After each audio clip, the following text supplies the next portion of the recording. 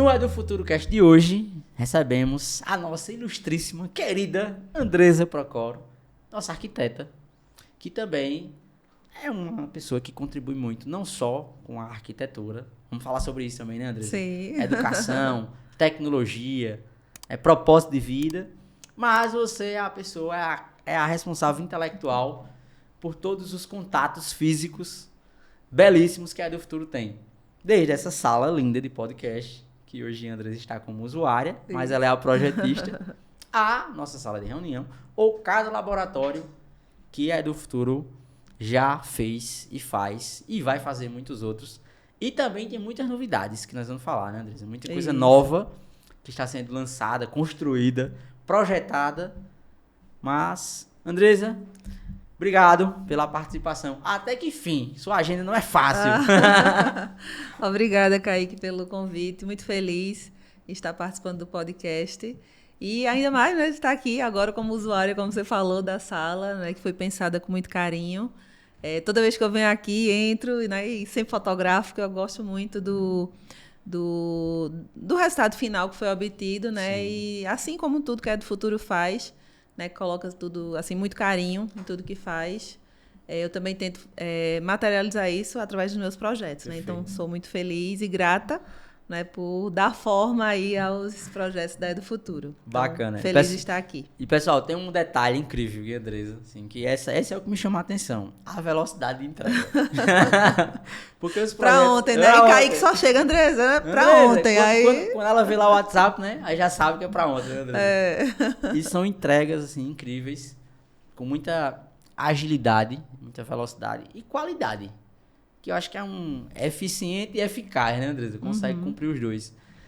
Mas a pergunta que as pessoas devem estar fazendo, Andresa, arquiteta, projetista da É do Futuro, vice-presidente do Conselho de Arquitetura Pernambuco, coordenadora de um curso de faculdade, já foi coordenadora de outros, inclusive você é responsável por inovar em 3 faculdades aqui da cidade. A primeira você foi lá atrás, trouxe o curso, montou o curso. Isso. A segunda você fez um projeto arquitetônico lindo. Essa faculdade se destacou pela beleza, né, dos espaços. E agora, uma faculdade tradicional com mais de 60 anos de história, você assume também a coordenação do coordenação. Isso. Com o desafio também de inovar. Isso, exatamente. Inovação é uma palavra que sai permeando a minha vida profissional. E eu tenho certeza que vai vir muita coisa boa, né, André? Não pode falar, né? Acho que não pode ainda, mas... Já estamos aí começando. Massa. Mas como foi que nasceu essa história da arquitetura na tua vida? Isso, eu sou arquiteta há 24 anos, fiz agora em janeiro desse ano. E há 23 sou professora universitária. Massa. Então, eu digo que a arquitetura e o ensino de arquitetura são minhas duas paixões. Eu tenho esse privilégio de trabalhar realmente com duas profissões que eu amo, né? A arquitetura e o ensino. Perfeito. E foi algo assim muito natural. Eu terminei a faculdade de arquitetura e ingressei no mestrado e já comecei a ensinar na própria faculdade em que me formei. Que então, legal. Isso foi muito bom. Né, de ter os meus professores virando colegas de profissão. Você formou onde, Andresa? Me formei em Recife, na FAUP, era uma faculdade de arquitetura privada. Eu fiz o meu mestrado na Federal, fiz o mestrado em Engenharia de Produção. E quando eu ingressei no mestrado, eu já comecei a ensinar na faculdade onde eu me formei. Que legal. E foi engraçado que quando eu concluí a faculdade, eu fui pedir uma carta de recomendação, né, para o meu, na época, coordenador, para fazer a seleção do mestrado. E ele disse, se você passar na seleção, você vai ensinar aqui. Pensei que era brincadeira. Quando eu fui dizer que passei na seleção, ele disse, você vem ensinar aqui. Que aí legal. Foi quando começou a minha carreira como docente até hoje. Então, que legal.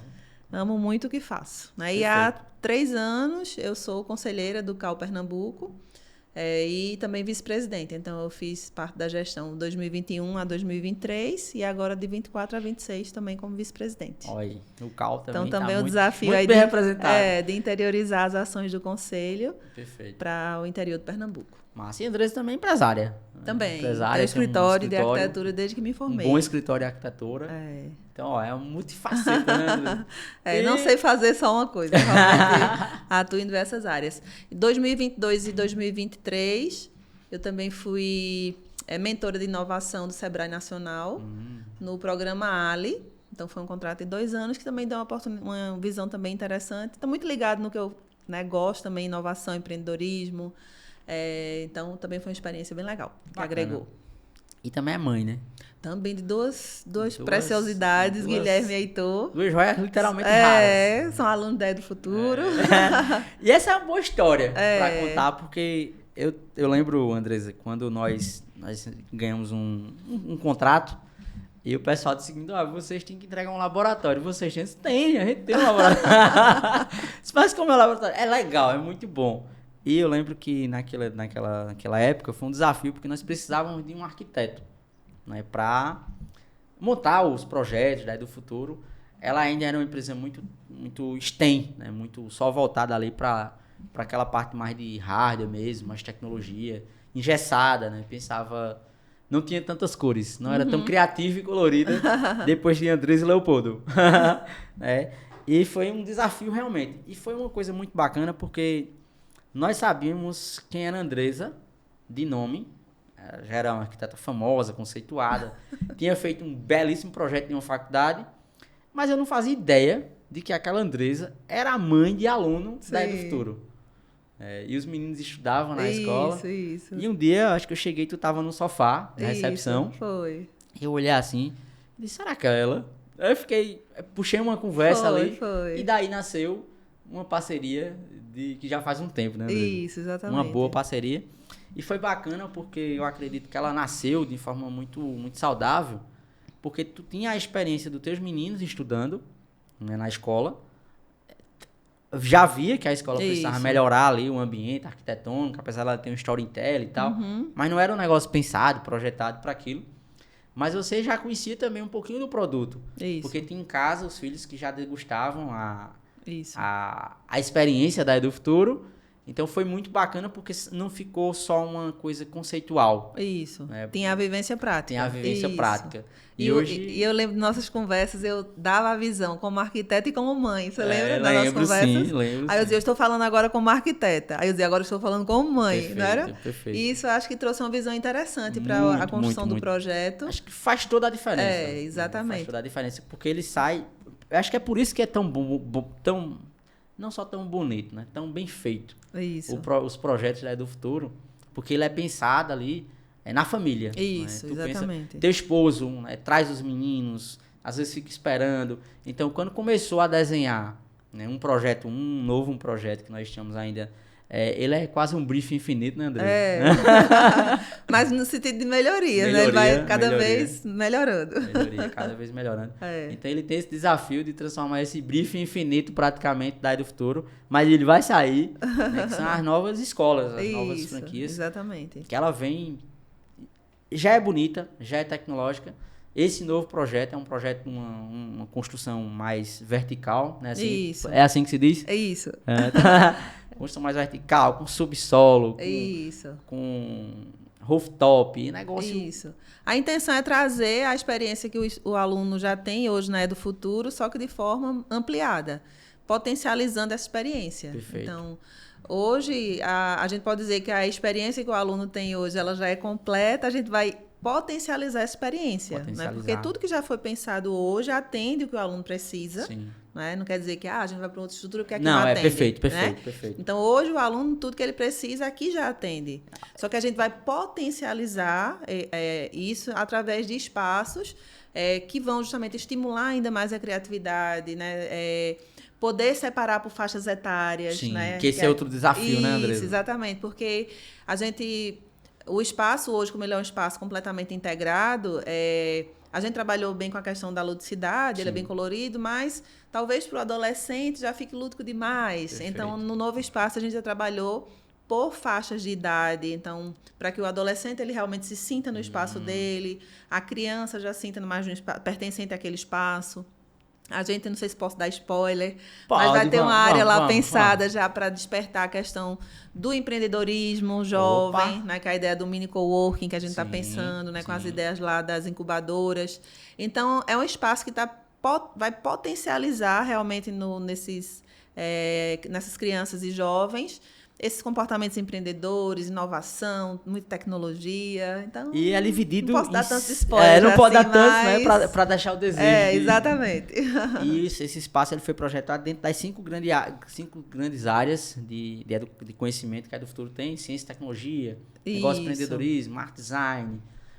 música, mídia, cinema. Isso, exatamente. E a gente game, né, também. Isso, a gente foi justamente nessas 5 grandes áreas setorizando toda a escola. Perfeito. Então, as 5 grandes áreas, naturalmente o aluno vai percebendo pela mudança de cores e layout essa setorização, né? Então, tem a área de games, que por si só ela já é bem impactante, né? Acho que todos os alunos vão querer fazer game, mas ao mesmo tempo, as salas de aula, a gente trabalhou com um mobiliário muito criativo, pensado para que a gente consiga trabalhar diversas soluções de layout, para que o professor tenha liberdade de fazer dinâmicas diferentes. Então, assim, tudo é pensado numa dinâmica que favoreça a integração, a conexão, a criatividade. Essa né? experiência também. Isso, a experiência, aluno, né? Exatamente. Favoreça eu acho que a palavra-chave é experiência. Experiência. Tudo é pensado. Experiencializar. Isso, né? Exatamente. E na EduFuturo nós temos uma cultura muito legal, que tem uma sinergia com a arquitetura que você faz,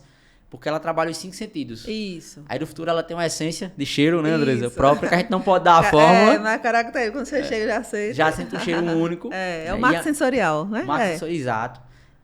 Tem a trilha sonora própria, tem cores pensadas no LED e tal, que foi pensado para desenhar. E esses espaços mais sinestésicos de toque, de sensibilidade. As texturas, As texturas que você pensou muito nisso, em cada contato desse. Isso. Era um desafio fazer isso. Exatamente. E o outro desafio também é o desafio online. Né? As experiências que os meninos têm no digital. Elas precisam também convergir, estar alinhada com toda essa experiência sensorial aqui que ele tem, né? Do visual, do auditivo, do tato, do olfato. Tem muita coisa vindo pela frente ainda. Exatamente. Né? Mas, Andresa, tem uma máxima, às vezes o pessoal fala, né, assim, tipo, psicologia das cores. Isso. Espaços que são criativos ou não, cores que estimulam. Tem algum estudo, Andresa, por trás disso que justifica? Sim. Por que é colorido? Isso, tem sim. Quando a gente... vou falar especificamente da nossa experiência, né, da EduFuturo. E também quando eu trabalho em qualquer projeto da área educacional também, que é o que eu gosto bastante, talvez pelo fato de ser professora, isso para mim já é mais natural. Mas na área da arquitetura educacional existem o que a gente chama de tendências do setor, no sentido de projeto, que logicamente que a gente precisa estar atenta para onde o mercado está caminhando, até porque eu vejo a arquitetura não só com a definição técnica e estética dos espaços, mas eu vejo a arquitetura como função estratégica. Quantas vezes a gente não sentou para conversar sobre negócios, não é verdade? Várias vezes. Então, porque o arquiteto, ele precisa entender justamente também de mercado para auxiliar o empreendedor em tomar as decisões para o negócio, né, no sentido de estratégias de espaços. Sim. Né? Então, em composição, às vezes, de programa, de soluções que podem ser adequadas ou criadas para aquele negócio. Então, o arquiteto está conectado para onde aquele mercado está caminhando, no caso educacional, é importante para que aquele projeto, quando for elaborado e implementado, ele consiga estar conectado para onde o mercado está caminhando. Fantástico. Então, a gente já teve várias conversas sobre negócios, né? Para chegar no projeto de arquitetura. Para chegar no projeto. Então, na área da arquitetura educacional, existem tendências do setor, que são espaços compartilhados, espaços que gerem conexão, espaços que estimulem o aprendizado, onde a ideia é que a sala de aula é qualquer lugar. Sim. A ideia de sala de aula, mesa, cadeira, né? Isso não existe mais. A sala de aula pode ser um pátio, um lounge, qualquer espaço que estimule a interação e a troca, aquilo ali é aprendizado. Né? Então, a gente pensou isso muito no novo projeto da EduFuturo. Né? Então, potencializar, pensar em espaços que criem conexão, que gerem aprendizado, espaços colaborativos, espaços amplos e integrados, que a gente consiga setorizar por mobiliário, por cores, trazer a questão da biofilia, que é você trazer espaços verdes para dentro desses espaços, porque a gente sabe que as áreas verdes elas têm um potencial muito grande de humanizar os espaços, trazer relaxamento, trazer concentração. Isso é importante para crianças e jovens, né? Sim, Então a gente muito. E hoje mais que nunca. Isso, Né? exatamente. Então a gente traz a biofilia para o projeto, o uso da tecnologia, a questão ergonômica, ou seja, a escolha do mobiliário adequado. Cada vez mais os mobiliários na área educacional, eles têm uma diversidade gigante. A gente estava conversando agora há pouco sobre isso, né? Então, mobiliários criativos, mobiliários dinâmicos, mobiliários confortáveis, que consigam, através da correta utilização, reforçar os valores da marca. Então, a gente consegue trabalhar com mobiliários orgânicos, mobiliários versáteis, né, que tornam aquele espaço mais criativo, mais instigante, mais criativo. Então, são diversos elementos, né, ou diversas tendências aí que a arquitetura educacional, o mercado vem apontando para isso, e a gente precisa estar conectado a isso para trazer essas inovações para o nosso projeto. Né? Então, é tudo isso que a gente vem trazendo para os projetos do futuro. Massa. E aliado a isso, lógico, vem a questão da neuroarquitetura, da percepção ambiental que a gente traz para os projetos. O uso adequado das cores, que sensações a gente quer que aquele espaço cause no usuário.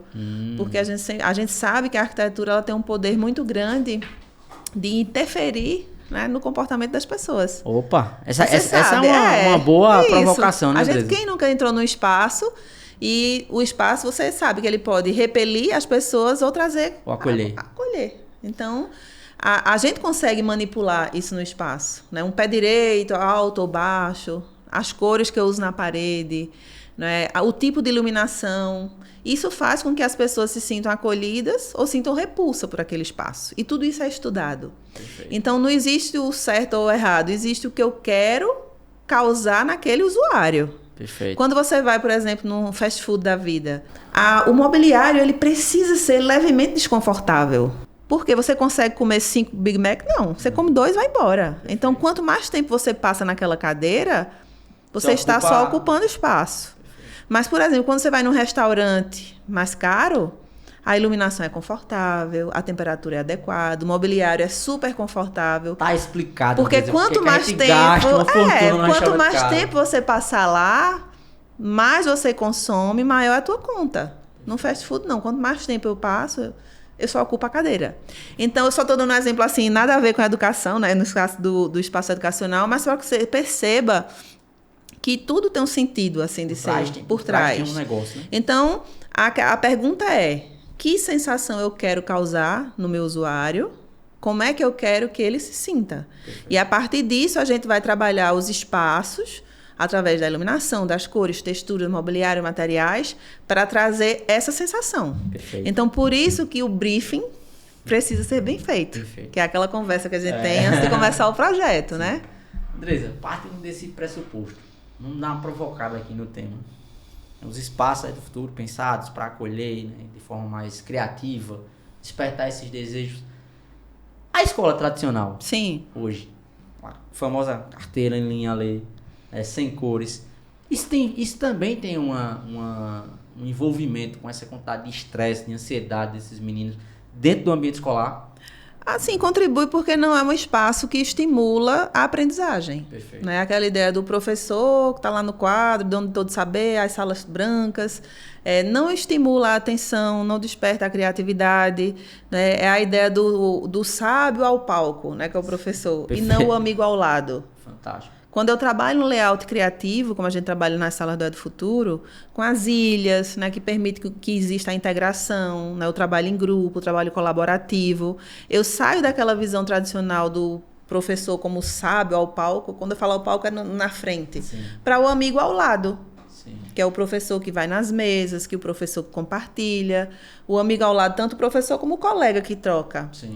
Então, assim, são visões diferenciadas, né? Mas mesmo que seja, na escola tradicional eu ainda preciso a ideia lá do quadro, porque eu tenho uma quantidade de alunos grande na sala, mas eu consigo trabalhar elementos nesse espaço que despertem a criatividade. Então, a cor da parede, por exemplo. Na neuroarquitetura, o laranja é uma cor que desperta a criatividade. Então, por que não usar o laranja na sala de aula? Tá aí, pessoal. Tá explicado. No ateliê, né? Então, na sala de arquitetura, né, da faculdade onde eu coordeno o curso, a sala de desenho, a parede uma das salas é laranja. Perfeito. Porque se é uma sala de criatividade, né, um ateliê, o laranja desperta a criatividade. Então, só estou dando um exemplo. Então, As cores podem ser utilizadas para isso. Que sensação eu quero? Eu quero trazer foco, energia, né? Que o aluno não disperse. Então, que tipo de iluminação vou usar? Né? Que tipo de cor? Então, assim, tem vários elementos que podem ser pensados ali naquele espaço para torná-lo mais interessante na visão do aluno. É sensacional, né, essa provocação que você trouxe, porque ela tem tudo a ver hoje com o mundo, né, com a realidade do mundo. Nós estávamos agora, um mês e pouquinho, em Londres, lançando um projeto, né, um novo projeto, uma nova sala, um projeto do Partner School, Sim. que foi lançado lá oficialmente para um grupo de educadores brasileiros e para grupos internacionais também. E foi mais um projeto feito, né, bolado, elaborado, de forma também muito rápida por Andresa, e ele teve uma inovação. Nós levamos um óculos de VR, Isso. onde as pessoas puderam entrar na sala, no laboratório, andar por dentro do laboratório, sentir, ver os espaços, olhar a mobília, olhar os detalhes. Isso foi muito legal lá, Andresa. Sim. Porque fez toda a diferença. Uma coisa é você mostrar uma foto mais estática, outra coisa é você botar o óculos e entender como é que é a dinâmica do espaço, porque é que ele foi pensado, porque é que cada cor daquela está ali, agora você explicando. E a gente percebe também lá, Andresa, em algumas visitas que nós fizemos a algumas escolas, o quanto a Europa, por exemplo, o mundo, né, está pensando agora em inovação para os ambientes escolares. E às vezes não precisa, às vezes eles têm uma escola mais engessada, sim, mas eles estão inovando em dinâmicas dentro do ambiente escolar e no uso da tecnologia.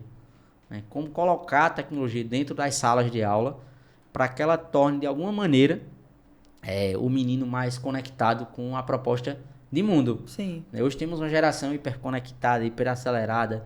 Os meninos já nascem com uma chupeta digital. Para eles é natural. Para eles é natural.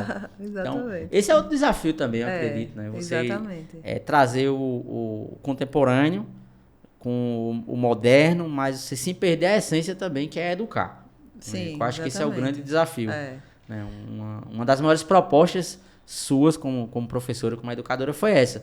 Foi trazer esses ambientes, mas que ele também permitisse que o menino se conectasse com a informação. Isso, exatamente. E aqui ainda estamos patinando no Brasil. Você mostrou um pouquinho do que você trouxe da feira e, de fato, né, a inovação tecnológica que existe lá fora, ainda a gente aqui no Brasil precisa caminhar um pouco mais. Precisa, principalmente abrir a mente. Abrir a mente, exatamente. E assim, aprender, né, com o que você está fazendo lá fora e o que conseguir trazer para cá, né, sendo possível, por que não? Né, aprender com quem já está fazendo. Acho que esse é o desafio. André, tu também tem um projeto bem legal, que é o EduCart. Né? Isso, EduCarc. Isso, EduCarc. Carc. Isso. Sai. Como é que nasceu? Como é que foi essa... Bem, a EduCarc nasceu em 2016 por uma provocação de alunos de arquitetura, né? Então, o que é que eu observava? Andresa professora. A Andresa professora. O que me inquietava é que eu verificava o seguinte, que quando os meus alunos formavam, nem sempre os melhores alunos, quando entravam no mercado, tinham um bom desempenho. Então, assim, eu acompanhava tantos alunos, né? Eu já tenho hoje 23 anos de docência, e você na faculdade ia acompanhando aqueles alunos, eita, fulaninho tem tudo para ser um arquiteto excelente. Vai. E quando entrava no mercado, não. Ia trabalhar em outra área, não trabalhava na arquitetura. E outros que eram alunos, às vezes medianos na faculdade, de repente estouravam no mercado. E você... Como assim? Assim, me inquietava isso. Eu disse, não. Então, se fosse só o conhecimento técnico, né? Então, aqueles alunos laureados, aqueles melhores de turma, sempre teriam um melhor desempenho. E aquilo me inquietava enquanto professora. E, na época, coincidentemente, eu estava com um grupo de orientandos, que a gente acabou ficando bem próxima, e no final do curso, quando eles concluem, vem um monte de dúvidas, né? Como é que eu cobro um projeto? Como é que eu faço um contrato? Como é que eu precifico? E aí, eles um monte de dúvidas. Eu faço o seguinte, vamos lá para o escritório, vamos tirar as dúvidas de uma vez só. Que massa. E eu fiz uma reunião com os estudantes, meus alunos na época, né? Recém-formados. E na época eu tinha uma sócia, ela disse, rapaz, ela estava no escritório assim, a gente conversando, quando eles saíram, ela disse, rapaz, isso aí podia virar um curso. E daí saiu a ideia da gente começar. Na época a gente ainda fez, enquanto o escritório éramos sócios, a gente montou um curso, depois a nossa sociedade terminou. E eu continuei, né, formatei a EduCarc, como a Escola de Formação Continuada para Arquitetos. Né? Legal. Então, eu tenho uma formação mestrado em Engenharia de Produção. Então, na Engenharia de Produção, a gente tem contato com a questão do sistema de produção. Então, na época, no mestrado, eu vi o quanto a gestão de processos, gestão de produção, produtividade. Eu tive contato com esse universo e eu já sabia o impacto que aquilo tinha. Eu sempre gostei de fazer curso, então, eu fazia muitos cursos no Sebrae, de finanças, planejamento estratégico. Fiz o Empretec, que para mim foi uma virada de chave. Empretec muda a vida de tanta gente. Isso, então em 2016 eu fiz o Empretec, então deu uma virada de chave na minha cabeça. E eu disse, não, eu vou também empreender nessa questão de formação continuada. Então, desde 2016, eu também, além de arquiteta, de professora, eu também treino outros arquitetos na gestão de seus negócios, na área financeira, de planejamento estratégico e de negociação. Andrés, depois então, mais de 400 escritórios de arquitetura no Brasil já fizeram o meu curso. Opa! Rapaz, porque tanto é presencial como é online. Que coisa boa. Então, significa dizer que desses 400 que não correria o risco de não se destacarem no mercado por algumas habilidades técnicas e emocionais ali, você foi, mentorou, pegou na mão, disse, o caminho é esse. E hoje o pessoal tá tocando a vida. Pelo menos estão sabendo cobrar corretamente, precificar corretamente, entendendo a gestão financeira. Isso é um gap também? É demais, porque na formação... Da formação, né? Isso, porque na formação, não só do arquiteto, mas um arquiteto, um médico, um advogado, um dentista, um educador físico, ou seja, profissionais liberais. Perfeito. Tirando da área de gestão, né? Sim. Não são formados para serem gestores de um negócio. Não são. Tem uma formação essencialmente técnica e quando entram no mercado, entendem, né? O que eu sempre digo aos meus alunos. Quando o arquiteto ingressa no mercado, ele entende que para ser arquiteto não é só fazer projeto. Perfeito. Para que o projeto exista, ele tem que entender de captação, porque ele tem que ter cliente. Sim. Então, marketing, captação, vendas, negociação, gestão financeira, precificação. Relacionamento, planejamento estratégico. Eu tenho que saber para onde esse meu negócio tem que caminhar.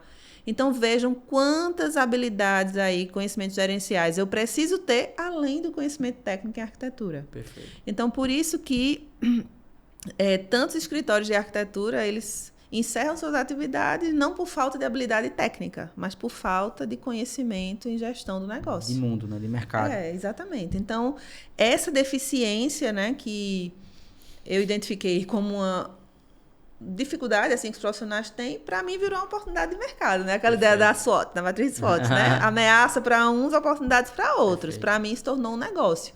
Mas é uma fragilidade que existe na formação do arquiteto no Brasil hoje. E você foi muito feliz em dizer assim, não é só do arquiteto, né? Isso é não, dos profissionais liberais de forma geral.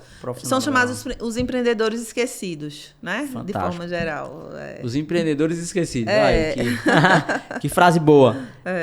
E o que me chamou a atenção também é olhar e dizer assim, cara, nós estamos fazendo isso, preparando esses meninos, essas crianças, esses adolescentes, desde os 7 anos de idade, já agora. Com essa visão, né? Essa visão. Que isso é uma visão também que você trouxe muito para a Praia do Futuro, né? Nas nossas conversas de negócio, dando dicas ali. O clube em breve vai sair também, vai do Futuro Perks, né? Que foi uma ideia que você trouxe também, de aperfeiçoar internamente. Sim. Quais os benefícios para os pais? O que é que a gente pode fazer especificamente para melhorar o envolvimento dos meninos com a escola, com as famílias? A escola de pais, com o professor Dr. Edson Pinto, que vai também, em breve, ser colocado em prática, para preparar também os pais. Isso. Né? Agora, você pegar uma criança hoje, com 7, com 8, com 12, até 17 anos, já com essa visão empreendedora que ele não tem, e precisa ter depois, né, de formado, às vezes vai para o mercado, se frustra. Isso. Né? Tem várias frustrações, porque ele... E diz que as pessoas, né, é algo assim, é um jargão do RH, mas que é muito real, que as pessoas são contratadas pelo currículo, mas são demitidas pelo comportamento. E é tudo o que acontece. Na verdade, Andressa, eu acho que não é nem no RH. Não, eu digo assim, porque é um jargão do RH. É da área de RH, mas que a gente vê na vida. Na vida. Vamos melhorar o RH. O RH é da vida. É da vida, é da vida. As suas amizades, os seus relacionamentos são... Você continua ou não por comportamento. Exatamente. E você percebe também que isso é outro problema estrutural do Brasil. Tem uma... Estávamos agora em outra cidade e o pessoal falando sobre a forma mais dura que as pessoas ensinam.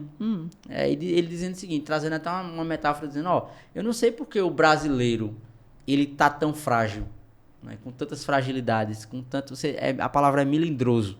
Você tem que ser muito melindroso hoje para conversar com as pessoas no Brasil, e você às vezes percebe o seguinte, que essas pessoas tão melindrosas, elas têm muitos traumas e vícios, né, que vêm ali sendo enraizados na sua personalidade, leva isso pro acadêmico, depois leva isso pro mercado profissional, e uma dor enorme do ser humano, que são as habilidades socioemocionais. É isso, né, Andresa? Exatamente.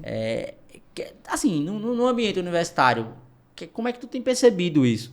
Realmente tem esse aumento, né, dessa geração mais frágil, emocionalmente mais adoecida, né? Sim. Com muitas... você não pode, exemplo, até explicar mesmo. Diz, se tu não for por aqui, tu vai se frustrar no mercado. Então ele já acha que você já tá dizendo que ele vai dar errado e tal. Tu tem percebido isso também, esse aumento? Isso, na verdade, já vem há um certo tempo. Né? Como eu já estou no ensino superior, já uma jornada aí... já existe, mas vem aumentando de alguns anos para cá, né? Isso é um reflexo da sociedade que a gente tem vivendo, né? É muito da formação, da vivência que se tem em casa, né? É a questão de crianças que não foram ensinadas a lidar com a frustração, por exemplo, e quando chegam na vida não sabem lidar com isso, quando chegam no mercado não sabem lidar com isso, né? Então, assim, eu achei fantástico, me lembrando aqui de uma atividade que teve ainda era na outra escola, na Agamenon, que os meninos fizeram um trabalho que era o robozinho e no final não tinha como resolver. Foi um projeto específico que não tinha errado, resolução, né? Era para dar errado. Eu achei fantástico isso. Perfeito. Porque quando terminou a aula e os meninos chegaram chateados, porque não tinha como resolver, e aquilo era o objetivo da aula. Perfeito. Eles não sabiam. Perfeito. Porque eles vão ter que lidar com a frustração. A vida, né? Na vida vai existir isso. Então, assim, eu achei fantástico isso, porque você vê que é o que, assim, que me encanta, assim, na ideia do futuro, que na época, quando... A gente já conversou sobre isso. Quando eu fui com meu esposo procurar a escola, a gente estava justamente procurando isso. Que a gente queria colocar os meninos numa atividade extra-classe, escola, que desenvolvesse habilidades comportamentais, além da questão técnica. Porque é uma escola de robótica, uma escola de inglês, uma escola de... por si só, não trabalharia a questão comportamental também. Sim. Né? Então, o que fez a gente optar por Ed Futuro foi isso. Porque, veja, a robótica é como se fosse o pano de fundo para muito mais habilidades que vão estar ali. Então, numa aula ali, ele aprendeu, além da questão técnica da robótica, aprendeu a lidar com a frustração, a lidar com a tentativa e erro. Eles lidaram ali ao máximo com a exaustão de tentar e não conseguir. E tá tudo bem, porque ele vai entender que na vida também ele vai ter momentos que não vai conseguir e não vai desistir, tá tudo bem. Na próxima aula ele consegue. Então, assim, são experiências que vão fazendo com a construção dessa criança, né? Ele vai ser um adulto depois que vai saber lidar com a frustração. Mas ele aprendeu de uma forma lúdica. Perfeito. Não é melhor aprender de uma forma lúdica do que... Não é verdade? Então, assim, eu gosto muito disso, dessas dinâmicas que a criança vai aprendendo ali de forma lúdica, eu estou falando aqui no caso da escola, e aquilo ali vai ficando para a vida. Aquela atividade que teve no final do ano do pitch, achei fantástico, né?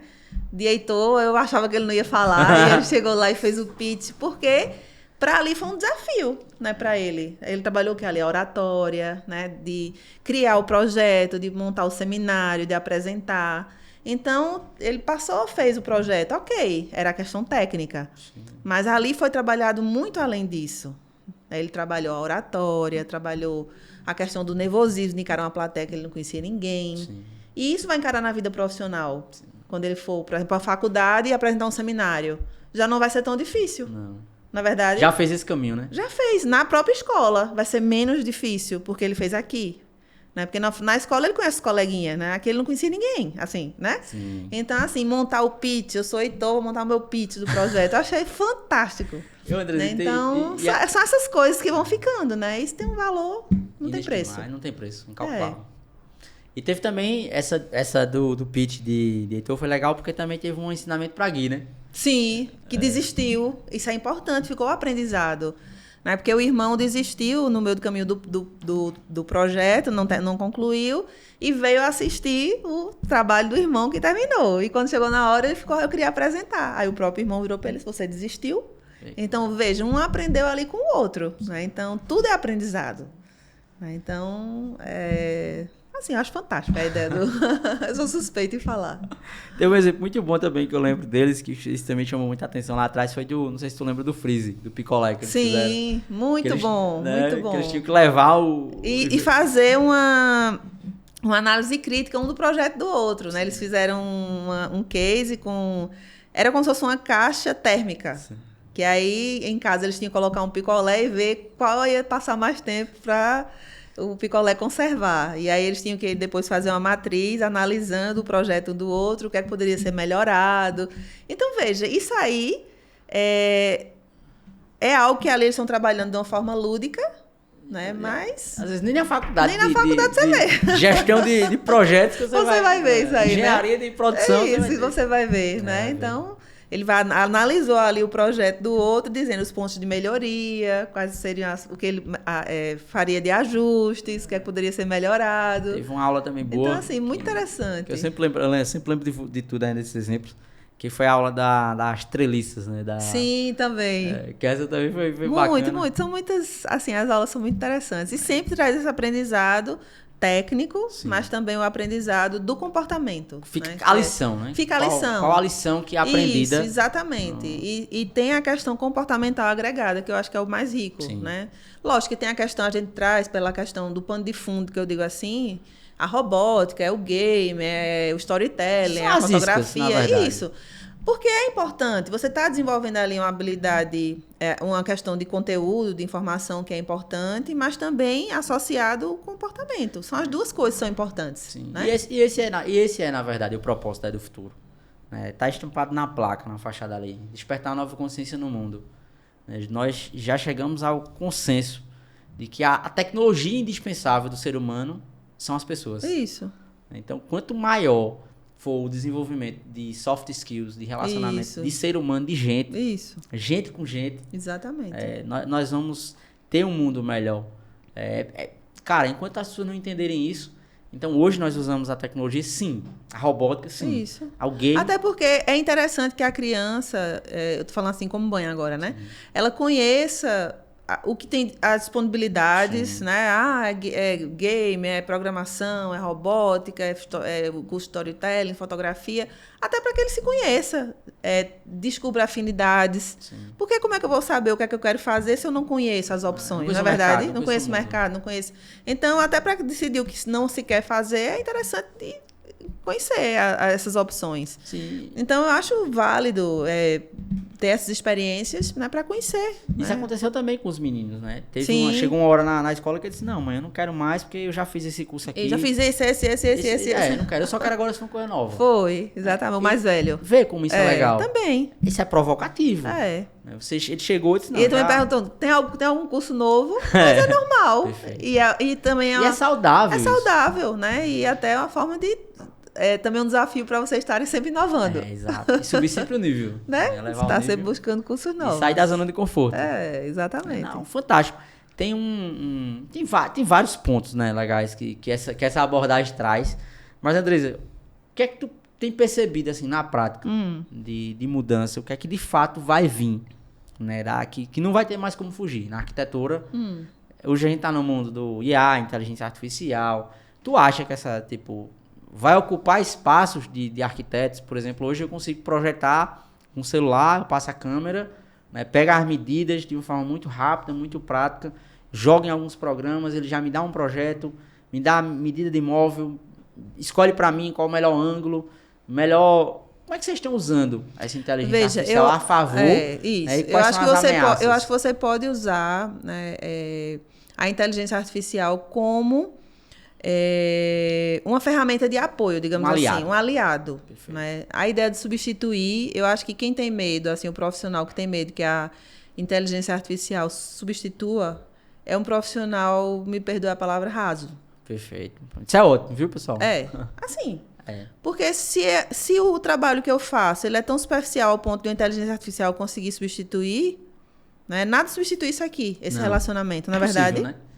Então, eu acho que pode-se utilizar a inteligência artificial, sim, como aliado, no sentido de ela conseguir substituir trabalhos que possam realmente poderiam ser delegados para alguém. Né? Trabalhos, né? Rasos, braçais, né? Que poderiam, de fato, ser delegáveis. Para que me sobre mais tempo para isso, para as relações humanas. Para que eu consiga dar mais atenção ao meu cliente, para que eu consiga fazer um briefing melhor, para que eu consiga ter um acompanhamento de obra mais imersivo, para que eu consiga desenvolver mais tempo para as relações. Então, eu acho que isso é usado de forma inteligente. Sim, não tem como negar que a inteligência artificial está aí, está posta, e não tem... É um caminho sem volta. Você escolhe, né? Ou aliado ou inimigo. Ou aliado ou inimigo. Então, o que é que eu posso tirar de proveito dela? Então... Como é que eu uso essa inteligência artificial para transformar a experiência do meu projeto de uma forma mais imersiva para o meu cliente?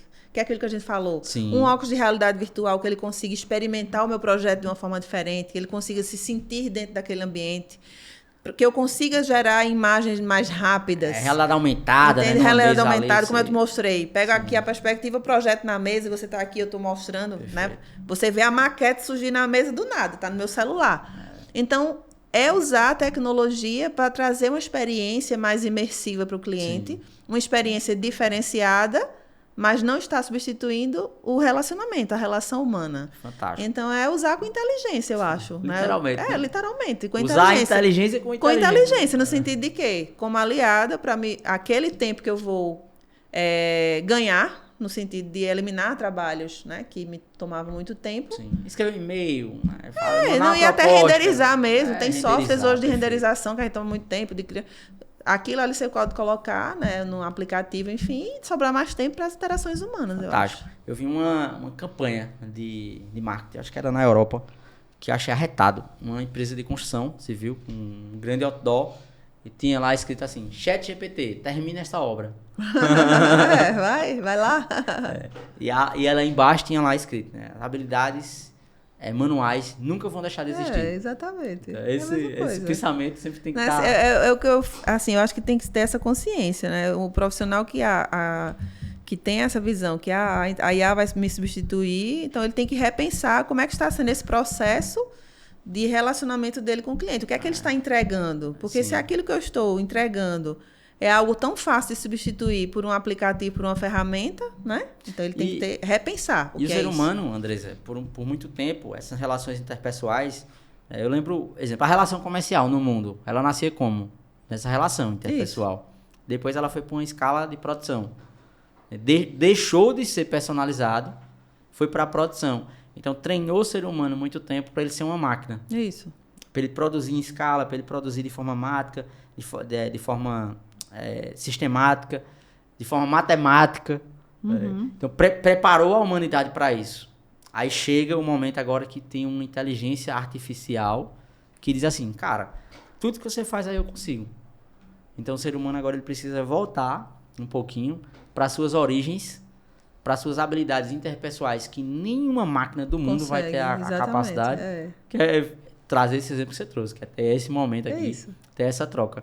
Então, voltou agora a um atendimento personalizado, humanizado, sensível. Por mais que existam, né, aqueles filtros do WhatsApp, disparos automáticos, no final sempre é um atendente, uma pessoa que vai lhe atender. No fundo, você quer fazer negócio com quem? No final, sempre é uma pessoa que vai te atender. Perfeito. No fundo, você quer fazer negócio com quem? Com gente. Com pessoas. Com gente. Né? É o nosso caso. Tu tem tua equipe lá da arquitetura, mas toda vez que tu bota alguém lá pra conversar com a gente fica com um zoom ali contigo, né? Andresa, Por quê? Porque criou essa relação, esse relacionamento com a Andresa. Isso. E isso é indispensável. Eu acho que a grande arquitetura da vida é você descobrir quais são suas essências, suas raízes, né? E isso também me preocupa muito. Porque o exemplo que a gente trouxe lá atrás, nas raízes e nas essências, as pessoas estão adoecidas. Sim. Porque também perderam esse contato. O Dr. Edson Pinto trouxe no podcast dele o exemplo dizendo o seguinte: o ser humano ele foi feito para interagir. Então, cada vez mais as pessoas nas suas ilhas, né, nos seus mundos individuais... Estão se isolando, né? Estão se isolando. E com isso vem o adoecimento. Então, quando nós éramos crianças... Tava na rua, aquele monte de menino brincando. Hoje cada um na sua tela, né? Cada um na sua tela. Então, é uma dificuldade enorme hoje das pessoas se relacionarem. Precisa voltar a isso. Isso. Né? Enquanto as pessoas não entenderem o mundo tá correndo risco. Andresa, exatamente. Reflexão pra vida, pro final, o que é que tem de novidade, o que é que a gente pode esperar, dia do futuro, de parceria, do mercado, acho que foi um bate-papo muito legal. Exatamente. Assim, agradecer pela oportunidade, né, dizer que sou muito feliz, né, e grata por fazer parte aí como transformeira, né, de espaços, do jeito que vocês transformam aqui a vida das crianças e jovens através da educação, né, da informação, da tecnologia. Eu, assim, ajudo no sentido de transformar através dos espaços, né, potencializar esse trabalho que vocês fazem através de materializar as visões que vocês têm em relação ao negócio através desses espaços. Então, as perspectivas aí são bem positivas, né, para o que a Edufuturo pretende materializar nesse ano. E estou aí para apoiar, a dar forma aí a esses sonhos. Então, muito obrigada aí pelo convite. E um recado para a audiência, para os meninos, para os jovens, para o Andresa. Agora a Andresa é professora. Se a Andresa fosse deixar uma frase para o futuro, o que você diria para o pessoal que está assistindo, que quer ser arquiteto ou que não quer ser arquiteto? Eu vou deixar uma frase geral, certo? Assim, pequena, mas que eu acredito que traz uma mensagem, né? Que cada um terá a vista da montanha que subir. Então, pensem bem, aí planejem o futuro, né? E a carreira que cada um deseja seguir. Então, pessoal, depois dessa mensagem maravilhosa de Andresa, você terá a vista da montanha que subir. Se inscreva no nosso canal, siga no Instagram e, claro, marque aí o sininho para você receber as notificações e assistam os outros podcasts da Edufuturo. E vai ter muito mais coisa boa pela frente. Fiquem com Deus, Andresa. Valeu.